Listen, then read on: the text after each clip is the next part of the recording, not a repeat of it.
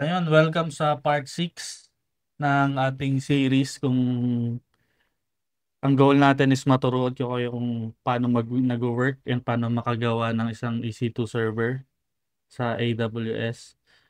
Pero this time, medyo ano muna tayo, focus muna tayo sa EC2 natin dahil ang ituturo ko sa inyo naman is yung security group. So, ano nga ba ang security group? Security group, isa siyang service na nasa loob ni EC2. Isa siyang service na nasa loob ni EC2 ito and security group. So, saan na yan? Yun, network and security. Yan. Isa isang service na nasa loob ni EC2 para bantayan ah, yung lalabas at papasok na traffic or data sa EC2 server natin. So, ano nga ba yung concept ni EC2? So, ito siya. For example, ito si EC2 server. So, for example, ito si AWS. EC2. EC2. Server natin.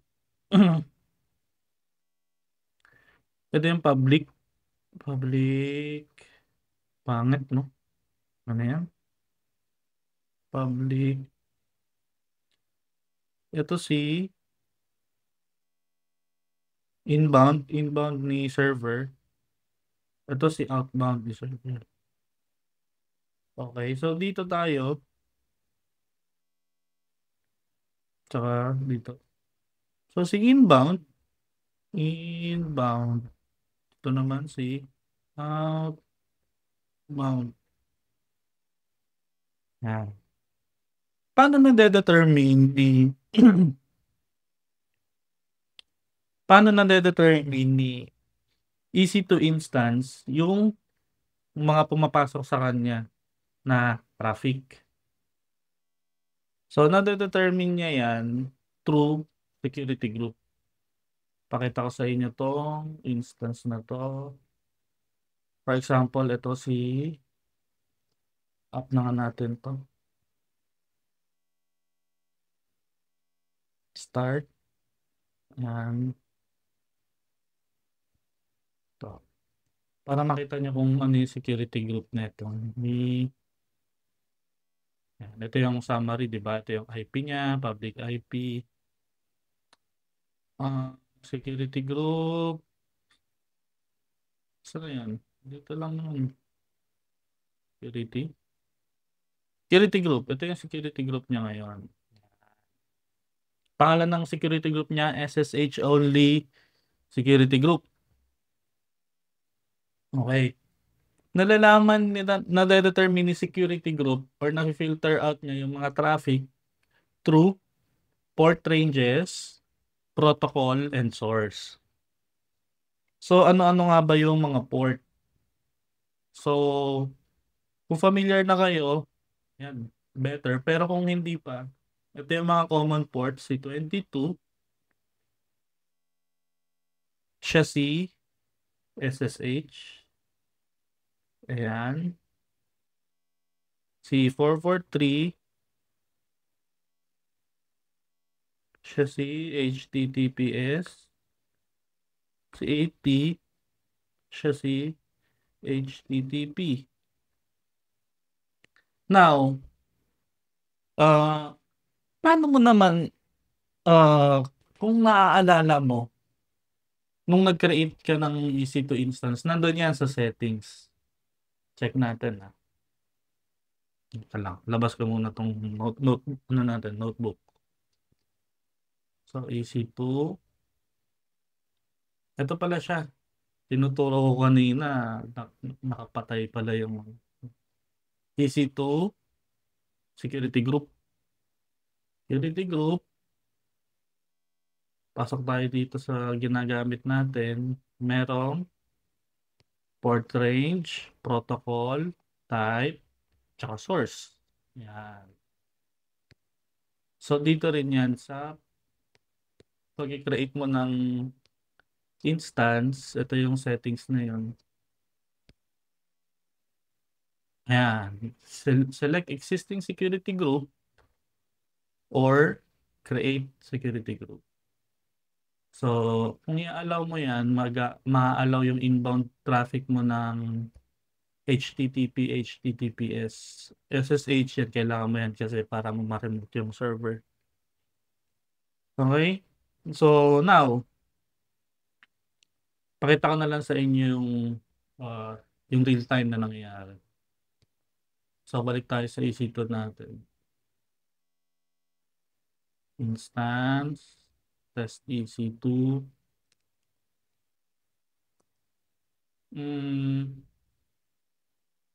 Try natin i-ping itong public natin, public IP. Tapos, open na rin natin yung security group na ito. EC2, tapos security group, security ID, edit, add role,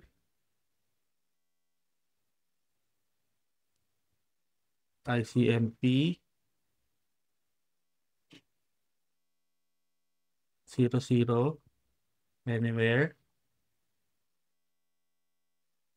Yan. Tapos, save.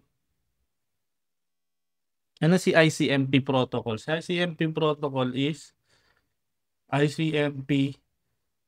Yan. Si ICMP protocol is siya yung technically siya lang yung ping. So, this time, try natin siya i-ping.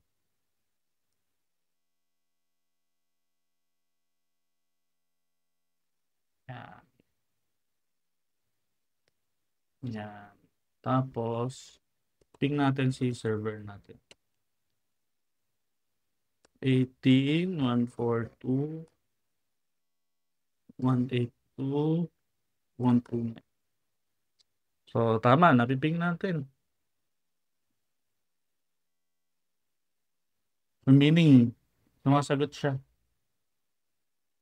Sabi nila, kapag, di ba, kapag may connection ka sa instance mo or sa server mo, edi try mo i-ping para malaman mo kung buhay. Kung buhay, di ba? Buhay si server. Pero dito medyo contradicting yung ganong statement dahil dito kasi ah ina-allow lang hindi na determine ng ping kung buhay or hindi dahil dito may layer pa na papasukan yung ping. So ito yung security group. Okay, so pakita ko sa inyo what if tanggalin natin yung on the fly ng server, tanggalin natin yung ICMP. So delete natin yan, then save.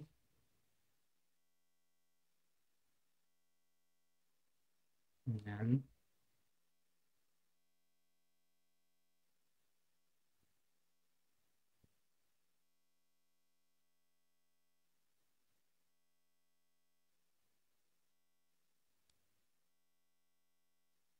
Stop natin kung mapiping.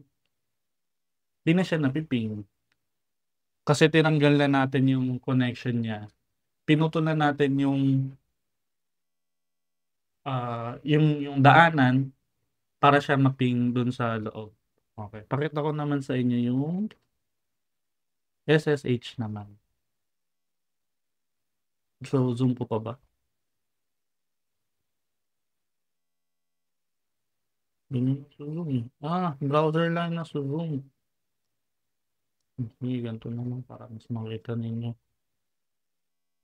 Yan. SSH.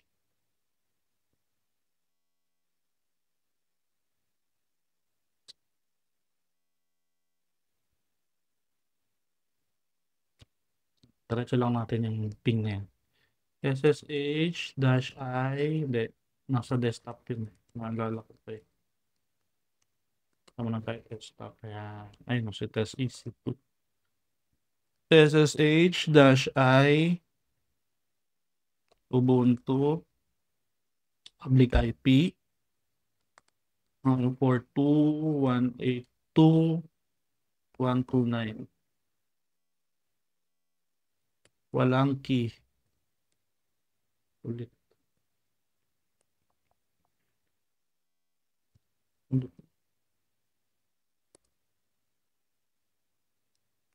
SSH-I test Ubuntu at 18.142.182. Yes. So, pasok tayo. Nakaka-login tayo. Ayan. Si Ubuntu. Uh, pag nag-IP tayo, 172.31.31.61. Ayan yan. 172.31.31.61. Saan tayo dumaan?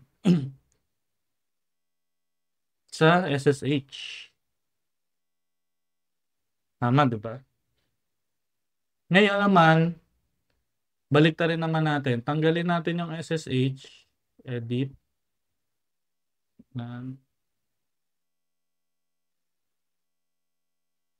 Save. Tanggal natin yung SSH. Labas tayo dito. Oh, nawala na nga kagad eh.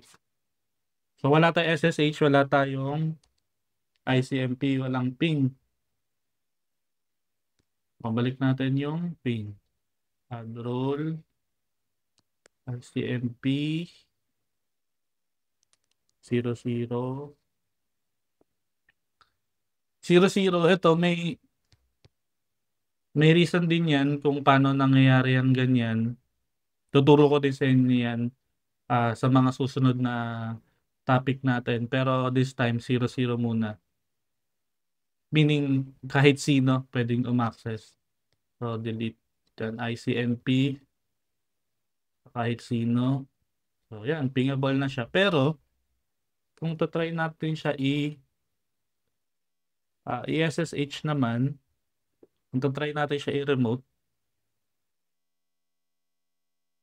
hindi siya makakapasok kasi sarado yung daanan niya papasok. So, ano yung itsura niyan? So, si inbound ngayon, anong setup ni inbound? Meron tayong ICMP tsaka HTTPS. Yan. Yan tayo ngayon. Ito tayo. So, ICMP, check. So, kapag pumasok tayo dyan papunta sa server, nag-send tayo ng ICMP. Ito si security group, papayagan tayo na makadiretso. Okay? Try naman natin si SSH. Saan natin si SSH? So, bubuksan natin si SSH, edit inbound rules, add rule, SSH, yan, 00, save, try ulit natin, then pasok. So, technically, ganun lang siya, ganun lang din siya kabilis matutunan. At pag nalaman mo naman yung yung parang foundation or paano siya nag-work, yung parang architecture ng workflow na yun, mas maintindihan mo naman siya. Now, nasa inbound tayo, paano naman yung outbound? So, sa outbound, batik naman yan, all traffic naman yan, lahat palabas, all traffic, port range, destination, 00. Kahit sino naman, syempre ayaw mo naman magkalimit yung ano, yung mga ina-access mo. Unless meron kang secured na kailangan lang gawin, pwede rin naman. So this time sa test natin, so 00 is good muna. So ayun. So, yun lang guys. Sana may natutunan kayo about sa security group. Ito yung, anong part na ba to? Part 6. Ito yung ating part 6 ng tutorial natin. So, security group. So, meron na kayong basic Linux command, meron na ding security group. So, ayun lang. Next video tayo. Bye-bye. Thanks.